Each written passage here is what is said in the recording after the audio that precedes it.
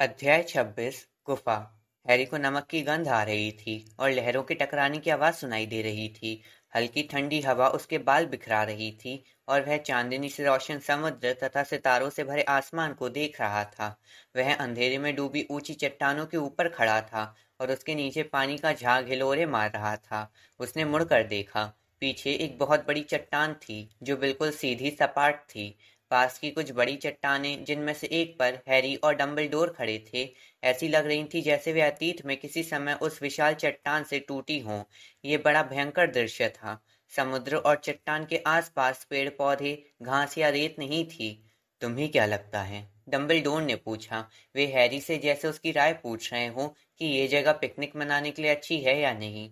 वे अनाथालय के बच्चों को पिकनिक मनाने के लिए यहाँ लाए थे? हैरी ने पूछा, जो इस बात की कल्पना नहीं कर सकता था कि कोई यहाँ पर पिकनिक मनाने के लिए आ सकता है।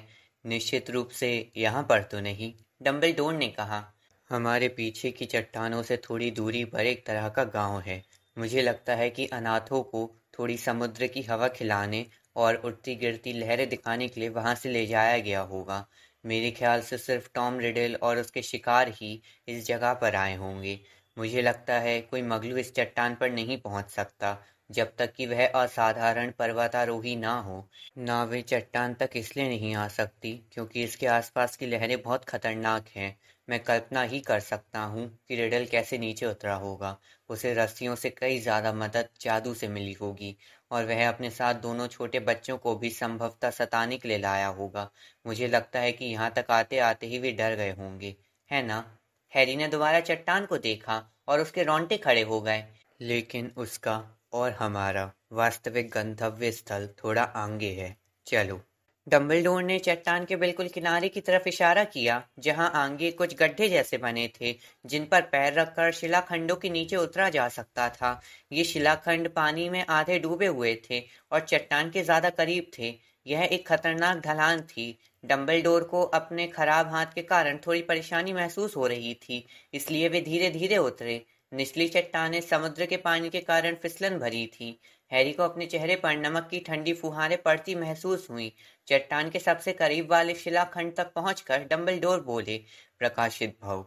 सुनहरी रोशनी के हजारों प्रतिबिंब कुछ फुट नीचे पानी की काली सतह पर चमकने लगे, जहां ये शिलाखंड पड़ा था। उसके पास वाली चट्टान की काली दीवार भी चमकने लगी। तुमने देखा? डंबलडोर ने धीरे से कहा और अपनी छड़ी को थोड़ा ऊंचा करके उठाया। हैरी को चट्टान में एक दरार दिख गई जिसमें पानी घुमड़ रहा था। तुम्हें थोड़ा गीला होने में कोई आपत्ति तो नहीं है? नहीं, हैरी ने कहा। तो फिर अपना अदृश्य चोगा उतार लो। अब उसकी कोई जरूरत नहीं है। चलो छलांग लगाते हैं। और अचानक किसी युवक जितनी फुर्ती से डंबलडोर शिलाखंड से फिसले और समुद्र में पहुंचकर तैरने लगे। वे चट्टान की अंधेरी दरार की तरफ तैर रहे थे और उनकी प्रकाशित छड़ी दांतों में दबी हुई थी। हैरी ने अपना चोगा उतार कर जेब में रख लिया और उनके पीछे पीछे तैरने लगा। पानी बर्फीला था। पानी से लथपथ कपड़े हैरी के चारों तरफ फैलकर उसे नीचे खींचने लगे। उसने गहरी सांसें ली, जिससे उसके नाखूनों में नमक और शैवाल की बदबू भर गई। वह उस चमकती सिकुड़ती रोशनी की तरफ जा रहा था, जो अब चट्टान में ज्यादा अंदर जाती जा रही थी। दरार जल्दी ही एक अंधेरी सुरंग में खुली। हैरी जानता था कि ज्वार आने पर यहाँ पानी भर जाता होगा। चिपचिपी दीवारें मुश्किल से 3 फुट दूर होंगी और वे डंबलडोर की छड़ी की हिलती रोशनी में गीले डामर की तरह चमक रही थी। थोड़ी अंदर जाकर गलियारा बाईं तरफ मुड़ गया। हैरी ने देखा कि वह गलियारा चट्टान में अंदर तक गया है। वह लगातार डंबलडोर के पीछे पीछे तैरता रहा, जबकि उसकी सुन्न उंगलियां खुरदुरी गीली चट्टान से टकराती रहीं। फिर उसने देखा कि आगे डंबलडोर पानी में से बाहर निकल रहे थे। उनके चांदी जैसे बाल और गहरे रंग के दुशाले चमक रहे थे। जब हैरी भी उस जगह पर पहुंचा तो उसे सीढ़ियां मिली जो एक बड़ी गुफा तक जा रही थी। वह उन सीढ़ियों पर चढ़ा। पानी उसके गीले कपड़ों से बह रहा था और वह ठहरी हुई ठंडी सी हवा में कांपता हुआ बाहर निकला। डंबलडोर गुफा के बीचों बीच खड़े थे। उनकी छड़ी उठी हुई थी और वे उसे धीरे धीरे घुमाकर दीवारों तथा छत की जांच कर रहे थे। हाँ, यही वह जगह है। आपको कैसे मालूम? हैरी ने फुसफुसा कर पूछा। यहाँ जादू हो चुका है, डंबलडोर ने कहा। हैरी को पता नहीं था कि उसे जो कपकपी आ रही थी वह ठंड के कारण थी या फिर जादू की उपस्थिति के कारण। वह देखता रहा जब डंबलडोर उसी जगह पर घूमे। वे स्पष्ट रूप से ऐसी बातों पर ध्यान एकाग्र कर रहे थे जिन्हें हैरी नहीं देख सकता था। ये सिर्फ प्रवेश द्वार है, डम्बलडोर ने एक दो पल बाद कहा। हमें अंदर वाली जगह तक पहुंचना होगा। अब प्रकृति की नहीं, बल्कि लॉर्ड वोल्डेमॉर्ट की बाधाएं हमारा रास्ता रोकेंगी। डम्बलडोर गुफा की दीवार के पास पहुंचे और अपनी काली हो चुकी उंगलियों के पोर दीवार पर फेरे। उन्होंने एक अजीब भाषा में कुछ शब्द बुदबुदाए, जिन्हें हैरी नहीं समझ पाया। 2 बार डम्बलडोर ने गुफा में चारों तरफ चक्कर लगाया और खुरदरी चट्टान को जितना ज्यादा छू सकते थे छुआ। वे बीच बीच में ठहर जाते थे और किसी खास जगह पर आगे पीछे अपनी उंगलियां फेरते थे, जब तक कि आखिरकार वे रुक नहीं गए। उनका हाथ दीवार पर सीधा रखा था। ये रहा, उन्होंने कहा।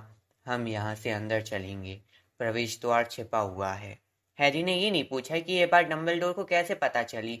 उसने कभी किसी जादूगर को इस तरह काम करते नहीं देखा था, सिर्फ देखने और छूने से। लेकिन हैरी काफी पहले जान चुका था कि धमाके और विस्फोट विशेषज्ञों के बजाय नौसिखियों की निशानी होते हैं। डम्बलडोर गुफा की दीवार से थोड़ा पीछे हटे और अपनी छड़ी चट्टान की तरफ की। एक पल के लिए वहां एक मेहराबदार आकृति उभरी और सफेद चमकने लगी, जैसे दरार के पीछे तेज रोशनी हो।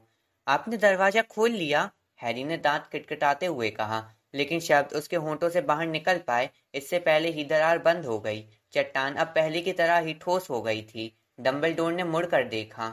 हैरी, मुझे अफसोस है, मैं भूल गया था।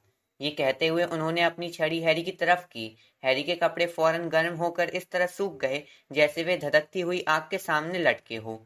धन्यवाद, हैरी ने कहा, लेकिन डम्बलडोर तब तक अपना ध्यान दोबारा गुफा की ठोस दीवार पर केंद्रित कर चुके थे।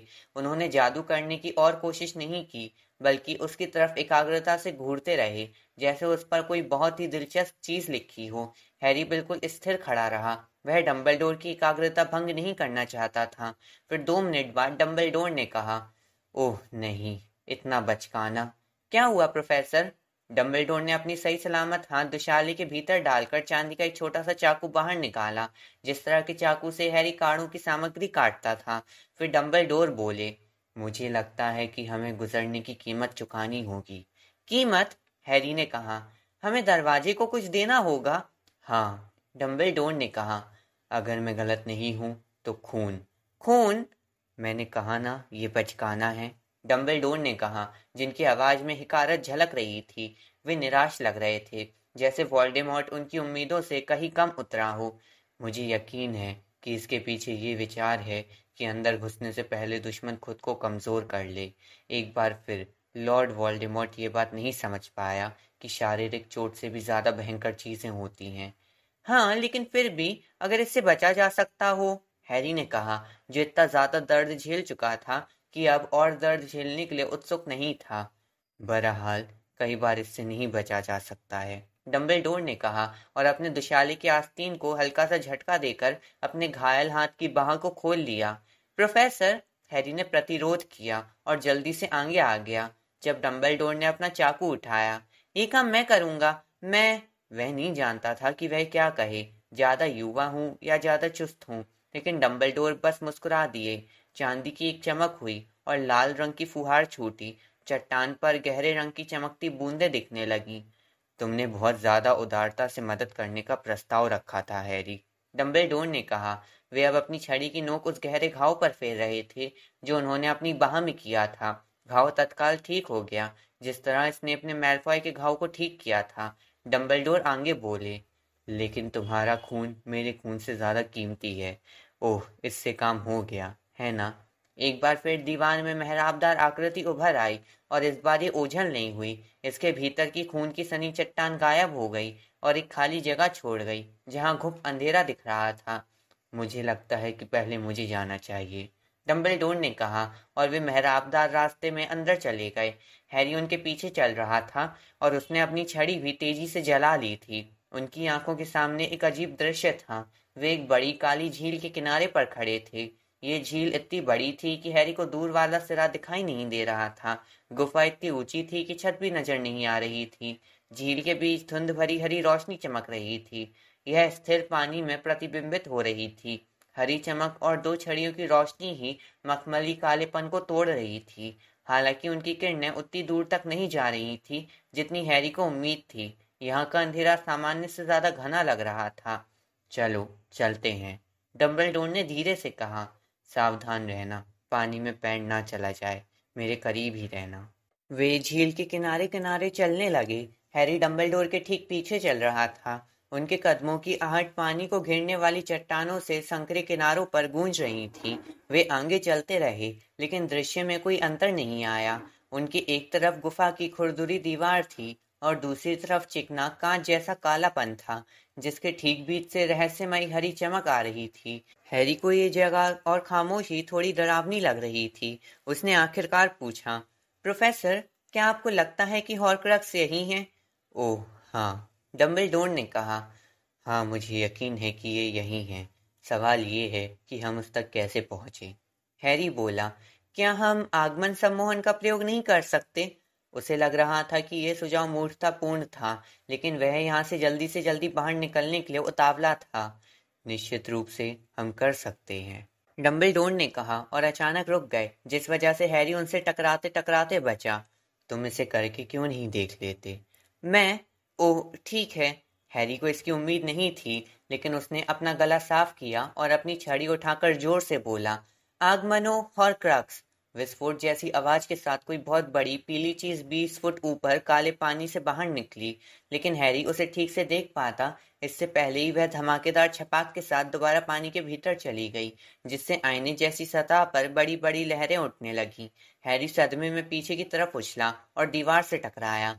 जब वह डंबलडोर की तरफ मुड़ा, तब भी उसका दिल तेजी से धड़क रहा था। वह क्या था? मुझे लगता है कि अगर हम हॉर्क्रक्स को पकड़ने की कोशिश करेंगे, तो वही चीज हम पर हमला करेगी। हैरी ने पानी की तरफ देखा। झील की सतह एक बार फिर काले कांच की तरह चमक रही थी। लहरें अस्वाभाविक तेजी से गायब हो गई थी। बहरहाल हैरी का दिल अब भी तेजी से धड़क रहा था। आपको क्या लगता है कि ये क्या होगा, सर? मुझे लगता था कि अगर हम हॉर्क्रक्स पर कब्जा करने की कोई स्पष्ट कोशिश करेंगे, तो कुछ ना कुछ होगा। हैरी, यह बहुत बढ़िया विचार था। यह पता लगाने का ये सबसे आसान तरीका था कि हमारा सामना किससे है। हैरी ने पानी की तरफ देखते हुए कहा, लेकिन हम ये नहीं जानते हैं कि वह कौन सी चीज थी। तुम्हारा मतलब है वे कौन सी चीजें हैं? डंबलडोर ने कहा। मुझे नहीं लगता कि वहां सिर्फ एक ही चीज है। आगे चलें? प्रोफेसर। हाँ हैरी। क्या आपको लगता है कि हमें झील के पानी के अंदर जाना होगा? अंदर सिर्फ तभी जब हम बहुत दुर्भाग्यशाली हों। आपको ये तो नहीं लगता कि हॉर्क्रक्स तलहटी में है? ओह नहीं, मुझे लगता है कि हॉर्क्रक्स बीच में है। और ये कहते हुए डंबलडोर ने झील के बीच की धुंध भरी हरी रोशनी की तरफ इशारा कर दिया। तो हमें उस तक पहुंचने के लिए झील को पार करना होगा? हाँ, मुझे ऐसा ही लगता है। हैरी ने कुछ नहीं कहा। उसके विचारों में जल राक्षस, दैत्याकार सर्प, राक्षस, कैल्पीस और भूत आ रहे थे। आहा, डंबलडोर ने कहा और वे अचानक रुक गए। इस बार हैरी सचमुच उनसे टकरा गया। एक पल के लिए वह काले पानी के किनारे पर लड़खड़ा गया और डंबलडोर का सही सलामत हाथ उसकी ऊपरी भौं पर कस गया। उन्होंने उसे दोबारा खींच लिया। माफ करना हैरी, मुझे चेतावनी दे देनी चाहिए थी। पीछे हटकर दीवार से टिककर खड़े हो जाओ। मुझे लगता है कि मुझे जगह मिल गई है। हैरी को जरा भी नहीं पता था कि डंबलडोर का क्या मतलब था। काले किनारे का ये टुकड़ा भी बाकी जगह की तरह ही दिख रहा था, लेकिन लगता था डंबलडोर को इसके बारे में कोई खास चीज पता चल गई थी। इस बार वे अपना हाथ चट्टान की दीवार पर नहीं फेर रहे थे, बल्कि हवा में चला रहे थे, जैसे किसी अदृश्य चीज को खोजकर पकड़ना चाहते हो। ओहो, डंबलडोर ने कुछ सेकंड बाद खुश होकर कहा। उनका हाथ बीच हवा में किसी चीज पर कस गया था, जिसे हैरी देख नहीं पाया। डंबलडोर पानी के करीब गए। हैरी ने घबरा कर देखा जब डंबलडोर के बकल वाले जूतों की नोक चट्टान के बिल्कुल सिरे तक पहुंच गई। अपने हाथ को बीच हवा में जकड़े हुए डंबलडोर ने दूसरे हाथ से छड़ी उठाई और उसकी नोक से अपनी मुट्ठी ठोक दी। तत्काल तांबे जैसे हरे रंग की एक मोटी जंजीर हवा से प्रकट हो गई, जो डंबलडोर के जकड़े हुए हाथ से पानी की गहराई तक जा रही थी। डंबलडोर ने जंजीर को ठोका। वह उनकी मुट्ठी से सांप की तरफ फिसलने लगी और छन्ने की आवाज से जमीन पर कुंडलियां बनाने लगी। जंजीर की आवाज चट्टानी दीवारों से टकराकर तेजी से गूंज रही थी और काले पानी की गहराई से कोई चीज खिंची चली आ रही थी। जब एक छोटी नाव सतह से निकल आई, तो हैरी की आह निकल गई। ये भी जंजीर की तरह हरी थी और बिना लहरें उठाए किनारे पर उस जगह की तरफ तैर रही थी जहां हैरी और डंबलडोर खड़े थे। आप कैसे जानते थे कि जंजीर यहाँ है? हैरी ने हैरानी से पूछा। जादू हमेशा निशान छोड़ जाता है, डम्बलडोर ने कहा जब नाव किनारे से हल्के झटके से टकराई। कई बार बहुत ही स्पष्ट निशान। मैंने टॉम रिडल को पढ़ाया है। मैं उसकी शैली जानता हूँ। क्या क्या ये नाव सुरक्षित है? ओह हाँ, मुझे तो ऐसा ही लगता है। वोल्डेमॉर्ट को झील पार करने के लिए किसी साधन की जरूरत थी, ताकि उसने इसके भीतर जो प्राणी छोड़े हैं उनका गुस्सा जगाए बिना वह वहां तक पहुंच सके। ऐसा इसीलिए क्योंकि हो सकता था कि उसे कभी अपने हॉर्क्रक्स तक पहुंचने या उसे हटाने की जरूरत महसूस हो। यानी अगर हम वोल्डेमॉर्ट की नाव में रहेंगे तो पानी में रखी चीजें हमें कुछ नहीं करेंगी। मुझे लगता है कि हमें इस बात के लिए तैयार रहना होगा कि किसी समय उन्हें ये एहसास हो जाएगा कि हम लॉर्ड वोल्डेमॉर्ट नहीं हैं। बहरहाल अभी तक हमने अच्छी तरह काम किया है। उन्होंने हमें नाव निकालने की इजाज़त दे दी है। लेकिन उन्होंने हमें इजाज़त क्यों दे दी? हैरी ने पूछा, जो ये कल्पना कर रहा था कि जिस पल वे किनारे से दूर पहुंच जाएंगे, अंधेरे पानी में से निकलते जंतु उन्हें पकड़ लेंगे। वोल्डेमॉर्ट को ये विश्वास होगा कि कोई बहुत बड़ा जादूगर ही नाव खोद सकता है। डंबलडोर ने कहा, मुझे लगता है कि वह ये जोखिम लेने को तैयार होगा। उसे इस बात की बहुत कम संभावना लगती होगी कि कोई इसे खोज लेगा। इसके अलावा वह जानता होगा कि उसने आगे कई और बाधाएं खड़ी की हैं जिन्हें सिर्फ वही पार कर सकता है। हम देखेंगे कि क्या उसका अंदाजा सही था। हैरी ने नाव की तरफ देखा। ये सचमुच बहुत छोटी थी। ऐसा लगता है कि ये दो लोगों के लिए नहीं बनी है। क्या हम दोनों को ले जा पाएगी? क्या हम दोनों का वजन ज्यादा होगा? डंबलडोर हंस दिए। वोल्डेमॉर्ट को वजन की परवाह नहीं होगी, बल्कि झील के पार जाने वाली जादुई शक्ति की मात्रा की परवाह होगी। मुझे लगता है कि इस नाव पर सम्मोहन किया गया होगा ताकि एक बार में एक ही जादूगर इसमें जा पाए। लेकिन तब तो मुझे नहीं लगता कि तुम्हें गिना जाएगा हैरी। तुम अब भी नाबालिग हो और पूर्ण जादूगर नहीं हो। वोल्डेमॉर्ट कभी 16 साल के लड़के के यहाँ पहुँचने की उम्मीद नहीं कर रहा होगा। मुझे ये संभव नहीं लगता कि मेरी तुलना में तुम्हारी शक्तियाँ दर्ज हो जाएंगी। इन शब्दों से हैरी का मनोबल ज्यादा नहीं बढ़ा। शायद डंबलडोर ये बात समझ गए, क्योंकि उन्होंने आगे कहा, वोल्डेमॉर्ट की गलती, हैरी, वोल्डेमॉर्ट की गलती।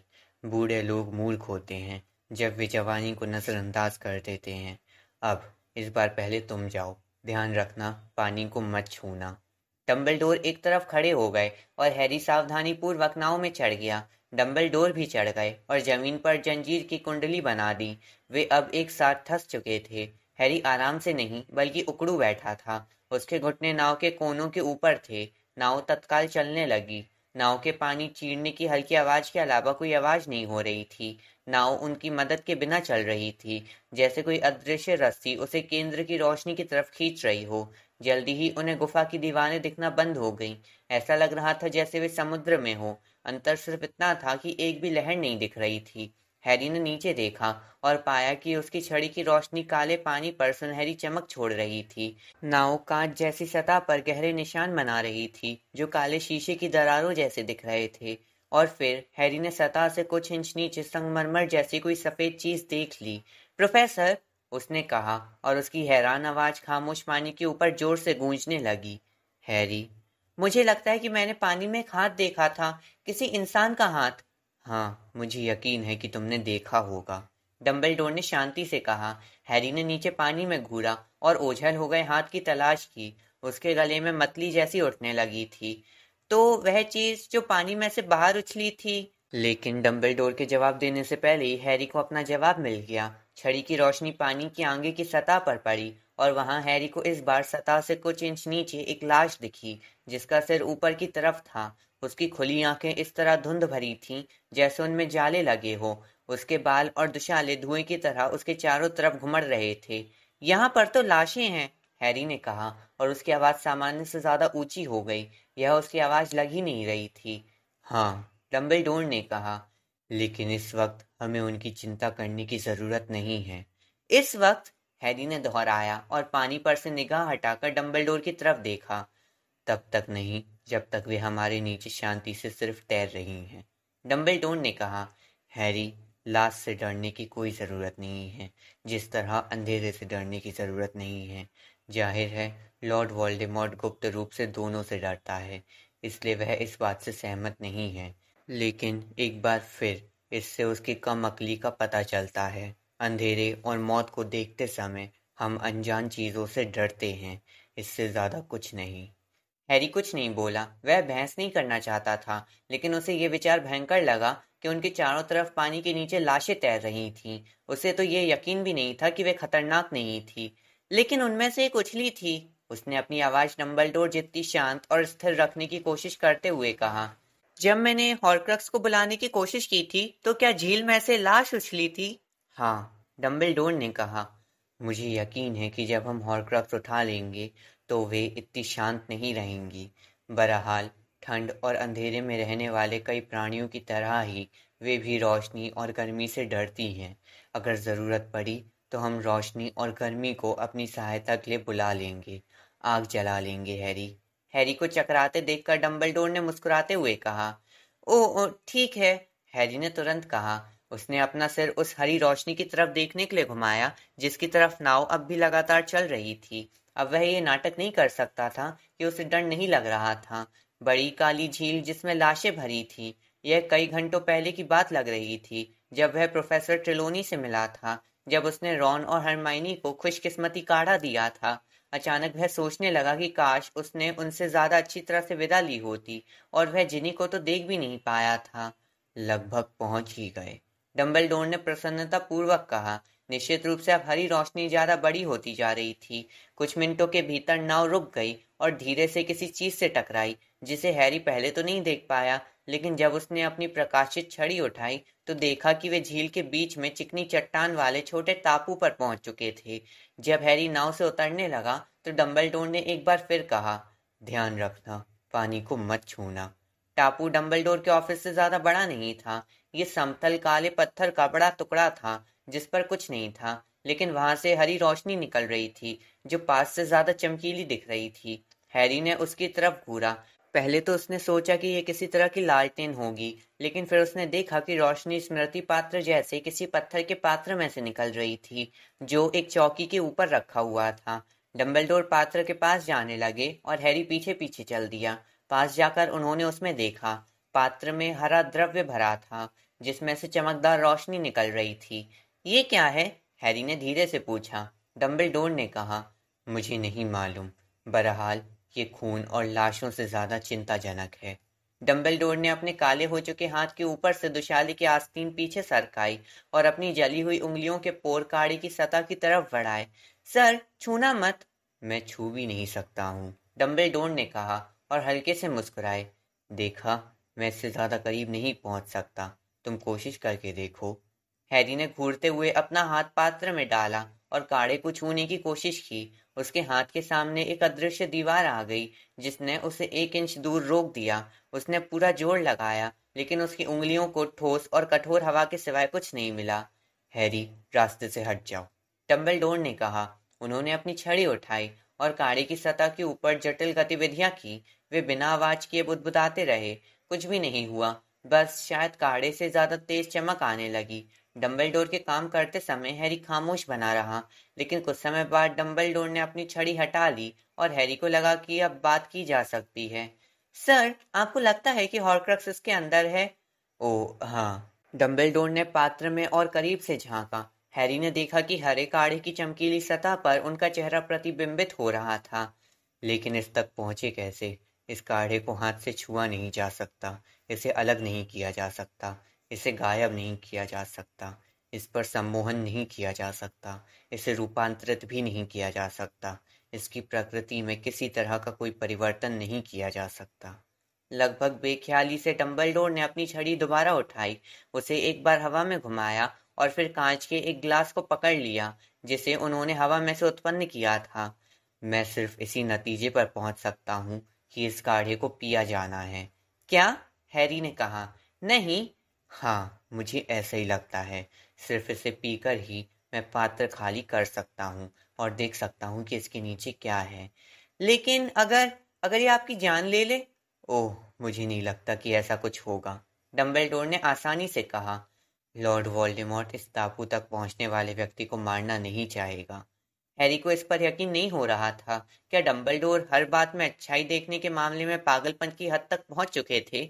सर, हैरी ने अपनी आवाज को तर्कपूर्ण रखने की कोशिश करते हुए कहा, सर, हम लोग लॉर्ड वोल्डेमॉर्ट के बारे में बात कर रहे हैं।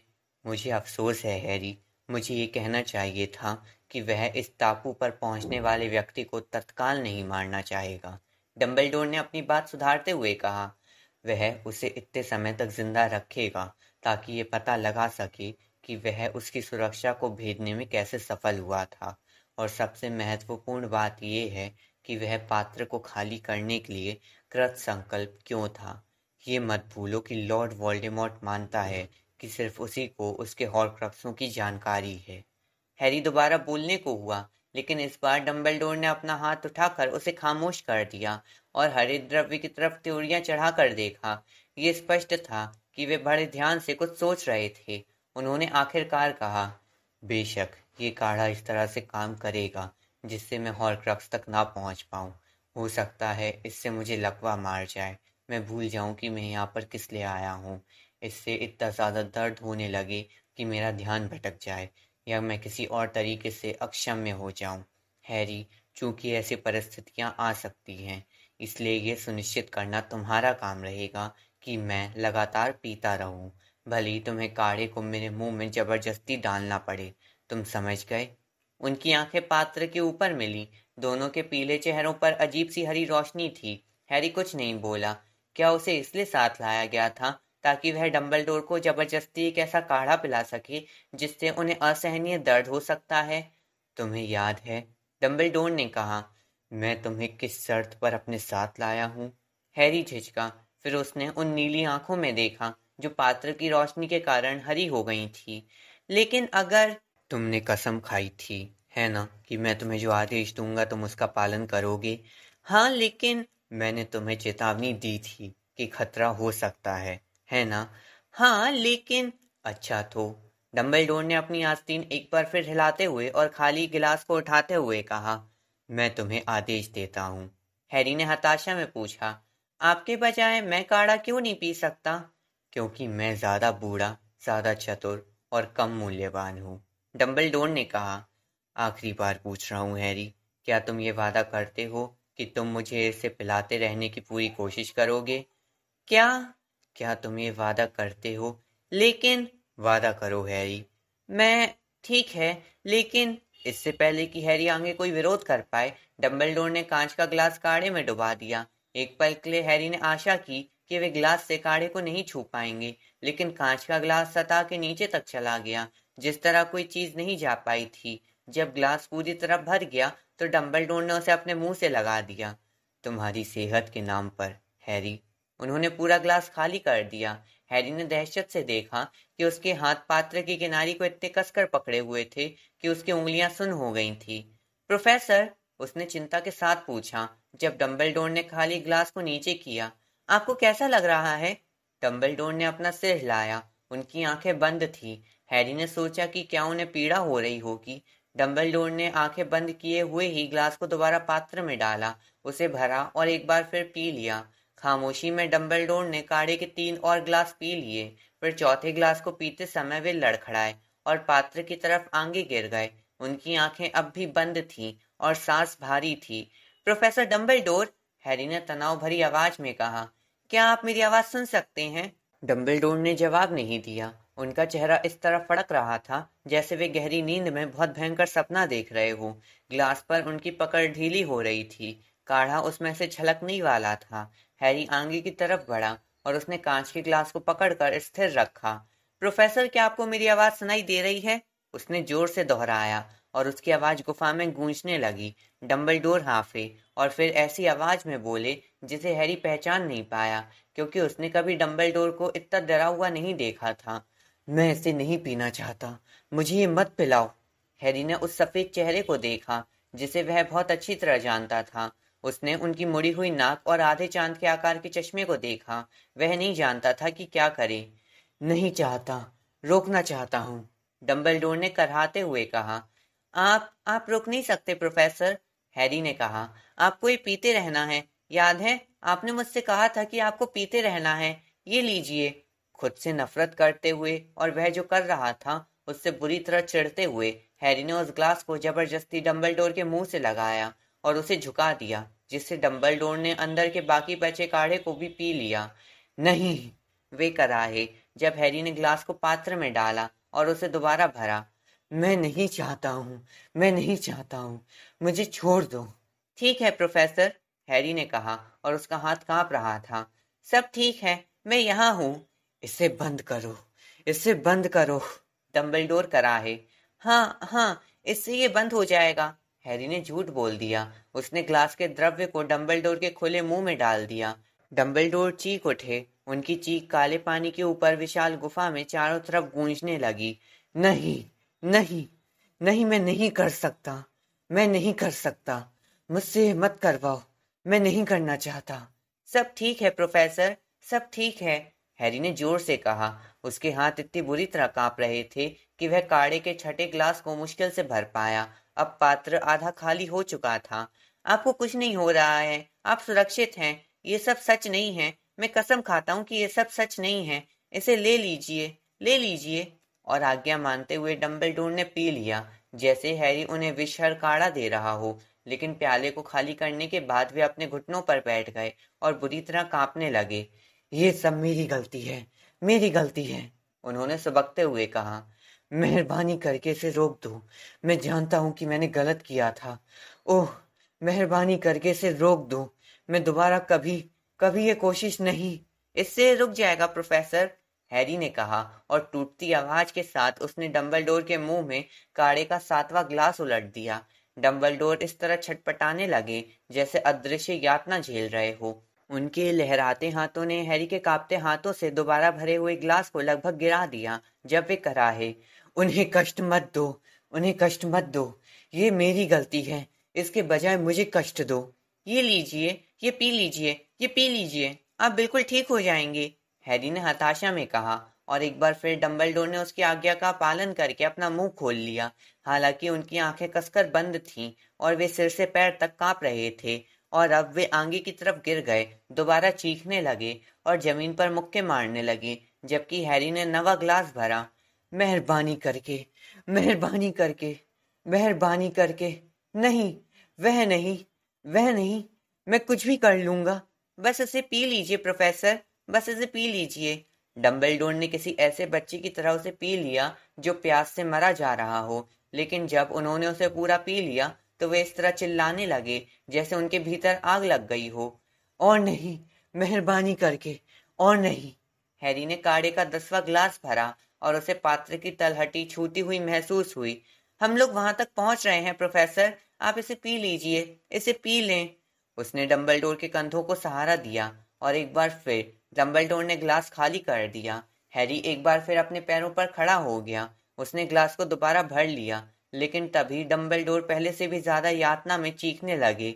मैं मरना चाहता हूँ, मैं मरना चाहता हूँ, इसे बंद कर दो, इसे बंद कर दो, मैं मरना चाहता हूँ। इसे पी लीजिए प्रोफेसर, इसे पी लीजिए। डंबलडोर ने जैसे ही पूरा ग्लास पिया, वे चिल्लाए, मुझे मार डालो, ये वाला मार डालेगा, हैरी ने हाँफते हुए कहा। बस इसे पी लीजिए, ये खत्म हो जाएगा, ये खत्म हो जाएगा। डंबलडोर ने प्याला खाली कर दिया और उसकी आखिरी बूंद पी ली। फिर तेज खड़खड़ाती हुई आह भरकर वे चेहरे के बल लोट लगाने लगे। नहीं, हैरी चिल्लाया, जो ग्लास को दोबारा भरने के लिए खड़ा हो गया था। इसके बजाय उसने ग्लास को पात्र में फेंक दिया और डंबलडोर के पास झुककर उन्हें पीठ के बल लिटा दिया। डंबलडोर का चश्मा तिरछा था, उनका मुंह खुला हुआ था और उनकी आंखें बंद थी। नहीं, हैरी ने डंबलडोर को हिलाते हुए कहा। नहीं, आप मरे नहीं हैं, आपने कहा था ये जहर नहीं है, जागिए, जागिए, पुनर्जीवित हो, वह चिल्लाया और उसने अपनी छड़ी डंबलडोर के सीने की तरफ की। लाल रोशनी की लहर निकली, लेकिन कुछ नहीं हुआ। पुनर्जीवित हो, सर, प्लीज। डंबलडोर की पलकें हिली। हैरी का दिल उछलने लगा। सर, क्या आप? पानी, डंबलडोर ने बहुत धीमी आवाज में कहा। पानी, हैरी हाँफते हुए बोला। हाँ, वह उछलकर खड़ा हुआ और उसने उस ग्लास को उठा लिया जिसे उसने स्मृति पात्र में डाला था। उसका ध्यान इस तरफ नहीं गया कि उसके नीचे एक सुनहरा लॉकेट पड़ा हुआ था। जलधारा, वह चिल्लाया और ग्लास की तरफ छड़ी दिखाकर उसमें पानी भरने की कोशिश की। ग्लास में साफ पानी भर गया। हैरी डंबलडोर के पास घुटनों के बल बैठ गया। उसने उनका सिर उठाया और ग्लास उनके होठों तक ले गया, लेकिन वह खाली था। डंबलडोर कराहे और हाँफने लगे। लेकिन अभी तो पानी था, ठहरिए, जलधारा। हैरी ने एक बार फिर प्याले की तरफ छड़ी दिखाई। एक बार फिर एक पल के लिए उसमें साफ पानी चमकने लगा, लेकिन जब वह उसे डंबलडोर के मुंह के पास लाया तो पानी दोबारा ओझल हो गया। सर, मैं कोशिश कर रहा हूँ, मैं कोशिश कर रहा हूँ, हैरी हताशा में बोला, लेकिन उसे नहीं लगता था कि डंबलडोर उसकी बात सुन सकते हैं। वे एक तरफ को लुढ़क गए थे और तेज तेज सांसें ले रहे थे, जैसे बहुत यातना में हो। जलधारा, जलधारा, जलधारा। ग्लास दोबारा भर गया और खाली हो गया। अब डंबलडोर की सांस धीमी होती जा रही थी। हैरी का दिमाग दहशत में घूम रहा था। वह जानता था कि पानी लाने का अब एक ही रास्ता था, वही जिसकी वोल्डेमॉर्ट ने योजना बनाई थी। उसने खुद को चट्टान के कोने पर उछाल दिया और ग्लास झील में डाल दिया। बर्फीला पानी उसमें पूरा भर गया और ओझल नहीं हुआ। सर, ये लीजिए, हैरी चिल्लाया और आगे झुकते हुए उसने पानी डंबलडोर के चेहरे पर बेढंगे तरीके से डाल दिया। वह इससे ज्यादा कुछ भी नहीं कर सकता था, क्योंकि उसके दूसरे हाथ में, जिसमें वह ग्लास नहीं पकड़े था, जो बर्फीली ठंडक थी, वह पानी की नहीं थी। एक चिपचिपे सफेद हाथ ने हैरी की कलाई पकड़ ली थी और उसे धीरे धीरे चट्टान के पीछे की ओर खींच रहा था। अब झील की सतह आईने जैसी साफ नहीं थी, ये घुमड़ रही थी। हैरी जहां भी देख रहा था, उसे काले पानी में से सफेद सिर और हाथ बाहर निकलते दिख रहे थे। आदमी, औरतें और बच्चे, जिनकी धसी हुई बेजान आंखें चट्टान की तरफ हिल रही थी। काले पानी से मुर्दों की सेना बाहर निकल रही थी। पूर्ण शरीर बंधन, हैरी चिल्लाया और टापू की चिकनी भीगी सतह को पकड़े रखने के लिए जूझने लगा। जब उसने उस सजीव लाश की तरफ छड़ी की जिसने उसका हाथ पकड़ रखा था, सजीव लाश ने उसे छोड़ दिया और छपाक के साथ पानी में गिर गई। हैरी अपने पैरों पर खड़ा हुआ, लेकिन कई और सजीव लाशें अब चट्टानों पर चढ़ रही थीं और उनके दुबले हाथ इसकी फिसलन भरी सतह को पकड़ रहे थे। उनकी सूनी धुंध भरी आंखें उस पर टिकी थीं और उनके पीछे पानी से भरे भीगे चिथड़े लहरा रहे थे। उनके धसे हुए चेहरे भद्दे ढंग से मुस्कुरा रहे थे। पूर्ण शरीर बंधन, हैरी दोबारा गरजा और अपनी छड़ी हवा में लहराते हुए पीछे हटा। इससे 6-7 सजीव लाशें गिर गईं, लेकिन इसके बावजूद उसकी तरफ बहुत सारी सजीव लाशें चली आ रही थीं। बाधितो, बंधनो, उनमें से कुछ लड़खड़ाए। उनमें से एक दो को तो रस्सियां बंध गईं, लेकिन उनके पीछे से आ रही सजीव लाशें बाकी लाशों को लांघ कर आ गईं। अब भी हवा में अपनी छड़ी घुमाते हुए हैरी चिल्लाया, सेक्टम सेम्प्रा, सेक्टम सेम्प्रा। हालांकि उनके गीले चिथड़ों और बर्फीली चमड़ी में गहरे घाव हो गए, लेकिन उनके भीतर कोई खून ही नहीं था जो निकलता। सजीव लाशें बिना कुछ महसूस किए आगे बढ़ीं। उनके सिकुड़े हुए हाथ उसकी तरफ फैले हुए थे। जब वह और पीछे हटा तो उसे पीछे से अपने चारों तरफ बाहें कसती हुई महसूस हुई। पतले मांसविहीन हाथ मौत जैसे थे और उसके पैर जमीन से उठ गए जब वे उसे उठाकर धीरे धीरे पानी की तरफ ले जाने लगी। वह जानता था कि वह अब बच नहीं सकता था। अब उसे डुबा दिया जाएगा और वह वोल्डेमॉर्ट की विभक्त आत्मा के एक टुकड़े का मृत रक्षक बनकर रह जाएगा। लेकिन तभी अंधेरे में आग प्रकट हो गई। आग का बैंगनी और सुनहरा गोला चट्टान को घेर चुका था, जिससे हैरी को कसकर पकड़ने वाली सजीव लाशें लड़खड़ाकर गिर गईं। वे लपटों के बीच से उसे पानी तक ले जाने की हिम्मत नहीं कर सकती थी। उन्होंने हैरी को छोड़ दिया। वह जमीन से टकराया, चट्टान पर फिसल कर गिरा, जिससे उसके हाथ छिल गए, लेकिन वह खड़ा हो गया और अपनी छड़ी उठाकर चारों तरफ देखने लगा। डंबलडोर दोबारा खड़े हो चुके थे। वे आसपास की सजीव लाशों जितने ही पीले थे, लेकिन उनसे लंबे भी थे। उनकी आंखों में आग नाच रही थी। उन्होंने अपनी छड़ी किसी मशाल की तरह उठा रखी थी और इसकी नोक से किसी विशाल रस्सी की तरह लपटें निकल रही थीं और गर्मी से उन्हें घेर रही थीं। सजीव लाशें एक दूसरे से टकराईं और अंधों की तरह उस आग से बचने की कोशिश करने लगीं जो उन्हें घेरे हुए थी। डंबलडोर ने पत्थर के पात्र की तलहटी से लॉकेट उठाकर अपने दुशाले में रख लिया। बिना कुछ बोले उन्होंने हैरी को अपने करीब आने का इशारा किया। लपटों से विचलित सजीव लाशों को यह एहसास ही नहीं हुआ कि उनके शिकार जा रहे थे। डंबलडोर हैरी को नाव तक ले गए और आग का गोला उनके साथ ही चारों तरफ घूमता रहा। चकराई हुई सजीव लाशें उनके साथ साथ पानी के कोने तक गईं और फिर कृतज्ञता से पानी में लौट गईं। हैरी का पूरा शरीर कांप रहा था। एक पल के लिए तो उसे लगा कि डंबलडोर नाव में नहीं चढ़ पाएंगे। इसकी कोशिश करते समय वे थोड़ा लड़खड़ाए। उनकी सारी शक्ति तो सुरक्षात्मक लपटों के घेरे को उनकी चारों तरफ बनाए रखने में लग रही थी। हैरी ने उन्हें पकड़कर उनकी जगह पर बिठा दिया। एक बार फिर वे उसके भीतर सुरक्षित और ठसाठस बैठ गए। नाव काले पानी के पार चट्टान से दूर जाने लगी। आग का गोला उन्हें घेरे हुए था और ऐसा लग रहा था कि नीचे मंडरा रही सजीव लाशें सतह पर आने की हिम्मत नहीं कर सकती थी। सर, हैरी ने हाँफते हुए कहा, सर मैं आग के बारे में भूल गया था। लाश मेरी तरफ आ रही थी और मैं दहशत में आ गया। समझ में आता है, डंबलडोर बुदबुदाए। हैरी ये सुनकर दहशत में आ गया कि उनकी आवाज कितनी धीमी थी। वे किनारे से हल्के से टकराए। हैरी उछल कर उतरा, फिर डंबलडोर की मदद करने के लिए जल्दी से मुड़ा। जिस पल डंबलडोर किनारे पर पहुंचे, उन्होंने अपने छड़ी वाले हाथ को गिर जाने दिया। आग का गोला गायब हो गया, लेकिन सजीव लाशें पानी में से दोबारा प्रकट नहीं हुई। छोटी नाव उछलने की आवाज करते हुए दोबारा पानी में डूब गई। इसकी जंजीर भी दोबारा झील में चली गई। डंबलडोर ने एक लंबी आह भरी और गुफा की दीवार से टिक गए। मैं कमजोर हूँ, उन्होंने कहा। चिंता मत कीजिए सर, हैरी ने तुरंत कहा। वह डंबलडोर के चेहरे के अत्यधिक पीलेपन और थकान से चिंतित था। चिंता मत कीजिए, मैं अकेले ही हम दोनों को ले चलूंगा। मेरा सहारा ले लीजिए सर। हैरी ने डंबलडोर के सही सलामत हाथ को अपने कंधे पर रख लिया। वह उन्हें सहारा देकर झील के पास से ले गया। वह उनका ज्यादातर वजन उठा रहा था। सुरक्षा, आखिरकार, बहुत अच्छी थी, डंबलडोर ने धीरे से कहा। एक अकेला ये काम नहीं कर सकता था। तुमने अच्छा काम किया, बहुत अच्छा हैरी। अभी बोलिए मत, हैरी ने कहा। उसे लग रहा था कि डंबलडोर की आवाज कितनी लड़खड़ा रही थी। उनके पैर कितनी मुश्किल से उठ पा रहे थे। अपनी ताकत बचाइए सर, हम लोग जल्दी ही यहाँ से निकल जाएंगे। मेहराबदार रास्ता दोबारा बंद हो गया होगा।